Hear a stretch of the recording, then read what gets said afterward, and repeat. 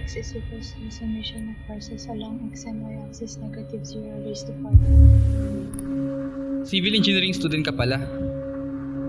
Oo, third year, hulas. Buti hindi ka trauma. Buti nakakaya mo.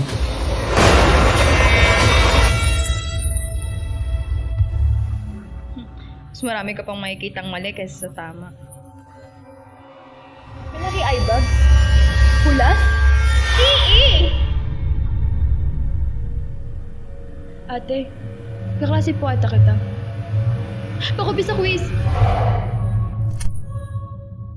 Lyra, baka pwede mo naman kaming tulungan sa quiz na to. Lakas ng loob at prayers lang po baon ko.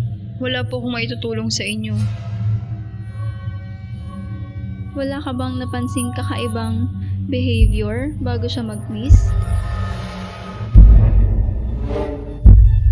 May kailangan po kayong makita. Uy! Nag-PM si Akla! Kasalanan mo to. Sabi mo hindi tayo magre-review.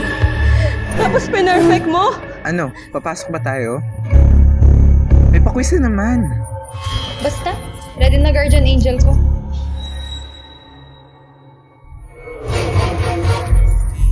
Here, the tension again is going to be 50. Alright. Find the magnitude and direction of force P for equilibrium condition. Sir, sorry po, na-traffic po ako. Lyra, anong nangyari sa'yo? Wala kasing lumabas sa reviewer na sinend mo.